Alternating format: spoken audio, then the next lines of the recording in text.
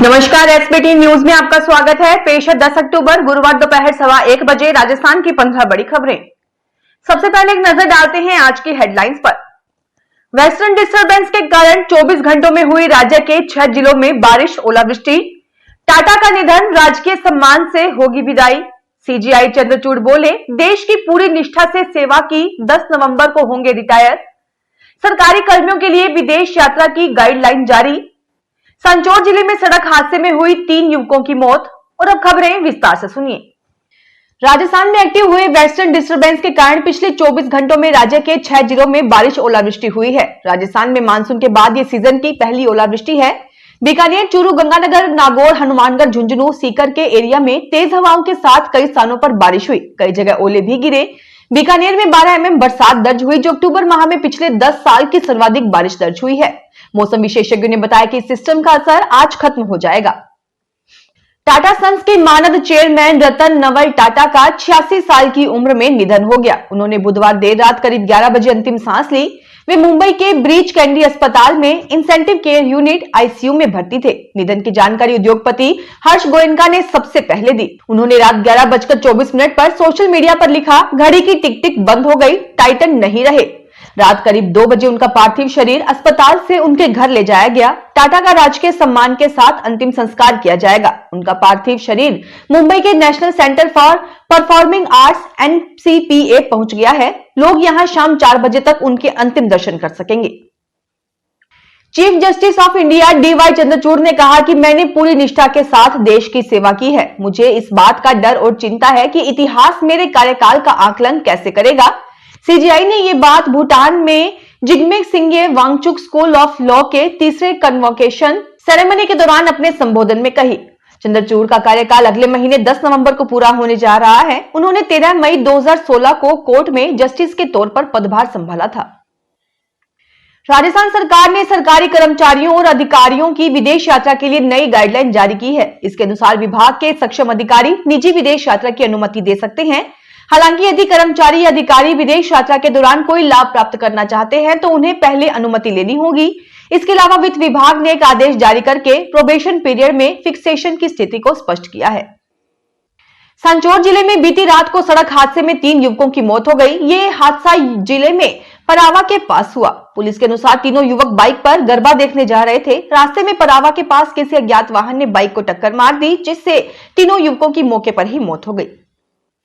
हरियाणा में नई सरकार के शपथ ग्रहण से एक दिन पहले विधायक दल की मीटिंग होगी। इसे लेकर सभी नवनिर्वाचित विधायकों को संकेत दे दिए गए हैं। पार्टी सूत्रों की माने तो 15 अक्टूबर को होने वाले शपथ ग्रहण से एक दिन पहले 14 अक्टूबर को विधायक दल की मीटिंग बुलाई जाएगी। इस मीटिंग में 2 केंद्रीय पर्यवेक्षक शामिल होंगे। हालांकि अभी पर्यवेक्षकों के नाम का खुलासा नहीं किया गया है। इस बैठक में ही सीएम के नाम को लेकर प्रस्ताव रखा जाएगा। हालांकि नायब सैनिक को ही मुख्यमंत्री बनाया जाना तय माना जा रहा है। झालावाड़ में आज सुबह लोक कलाकारों की गाड़ी डिवाइडर से टकराकर दुर्घटनाग्रस्त हो गई। हादसे में एक व्यक्ति की मौत हो गई तथा 4 घायल हो गए। ये हादसा चैचट 8 लेन के पास हुआ है। ये कलाकार MP के खंचरोच से उदयपुर जा रहे थे। कलाकारों में डीडवाना के बाबूलाल की मौत हुई तथा 4 घायल जोधपुर और नागौर के निवासी हैं। घायलों को झालावाड़ के अस्पताल में दाखिल कराया गया है। राजस्थान में जन स्वास्थ्य एवं अभियांत्रिकी विभाग की ओर से सभी जिलों में अवैध जल कनेक्शन व पेयजल का दुरुपयोग करने वालों के विरुद्ध कार्रवाई की जाएगी। इसी श्रृंखला में प्रत्येक जिले में टीमों का गठन किया गया है। ये टीमें संबंधित क्षेत्र में अवैध जल कनेक्शन को चिन्हित कर विच्छेद करने की कार्रवाई करेंगी। इसके अतिरिक्त अवैध जल कनेक्शन व पेयजल का दुरुपयोग करने वालों के विरुद्ध FIR दर्ज करवाते हुए शास्ति भी आरोपित की जाएगी। दिल्ली सीएम आवास को लेकर विवाद बढ़ता जा रहा है। 9 अक्टूबर को PWD ने सिविल लाइंस में फ्लैग स्टाफ रोड पर बंगला नंबर 6 को सील कर दिया। इस बंगले में सीएम आतिशी 7 अक्टूबर को रहने आई थी। 3 दिन बाद उनसे बंगला खाली करा लिया गया। दिल्ली LG ऑफिस के मुताबिक ये बंगला मुख्यमंत्री का घर नहीं है और इसे किसी को भी आवंटित किया जा सकता है। आतिशी ने इस बंगले पर अवैध रूप से कब्जा कर लिया था। यदि कोई हमारी संपत्ति पर अतिक्रमण करता है तो मालिक कार्रवाई करने का हकदार है। राजस्थान में PM सूर्य घर फ्री बिजली योजना में तेजी लाने के लिए डिस्कॉम स्तर पर कार्मिकों को सम्मानित करने की पहल की गई है। इसमें डिस्कॉम में सर्वाधिक रूफटॉप सोलर स्थापित करने वाले सर्किल, खंड और उपखंड कार्यालय के कार्मिकों को उनके बेहतर काम के आधार पर सम्मानित किया जाएगा। डिस्कॉम्स चेयरमैन आरती डोगरा ने बताया कि जयपुर, जोधपुर और अजमेर विद्युत वितरण निगमों में प्रत्येक तिमाही आधार पर सर्वाधिक रूफटॉप सोलर स्थापित करने वाले सर्किल, डिवीजन और सब डिवीजन कार्यालय के अधीक्षण अभियंता, अधिशासी अभियंता, सहायक अभियंता सहित कनिष्ठ अभियंता, फीडर प्रभारी और लाइनमैन को रूफटॉप सोलर चैंपियन अवार्ड और प्रोत्साहन राशि देकर सम्मानित किया जाएगा। जोधपुर में एक बार फिर डिजिटल अरेस्ट का मामला सामने आया है। एक बार एक सरकारी डॉक्टर को 24 घंटे डिजिटल अरेस्ट रखा गया। साइबर ठगों ने कहा कि आपके नाम का दिल्ली से थाईलैंड कोई पार्सल बुक है। पार्सल को दिल्ली एयरपोर्ट पर पकड़ा गया है। इसमें एमडी ड्रग्स और 3 पाकिस्तान के पासपोर्ट के अलावा दूसरे आपत्तिजनक सामान है। पाकिस्तान से फंडिंग और ह्यूमन ट्रैफिकिंग के नाम पर भी डराया। इसके बाद डॉक्टर से 9 लाख रुपए दूसरे खाते में ट्रांसफर करवा लिए। डॉक्टर ने सदर कोतवाली थाने में मामला दर्ज करवाया है। बीकानेर में नथुसर गेट के बाहर स्थित मुनीमजीत सत्संग भवन में शारदीय नवरात्रा के 80वें वर्ष भी अखंड हरि कीर्तन अनवरत जारी है। अखंड हरि कीर्तन समिति के अध्यक्ष पूनमचंद व्यास ने बताया कि ये कीर्तन 80 वर्ष पूर्व सत्यनारायण व्यास ने प्रारंभ किया था, जो शारदीय नवरात्रा के 80वें वर्ष अनवरत जारी है। झालावाड़ जिले में गत रात्रि बदमाशों ने 108 एम्बुलेंस पर पथराव किया। एम्बुलेंस चालक समझदारी दिखाते हुए गाड़ी भगा ले गया। यह घटना उस समय हुई जब एम्बुलेंस झालावाड़ से खानपुर जा रही थी। बाघेर घाटी क्षेत्र में एम्बुलेंस पर पथराव किया गया।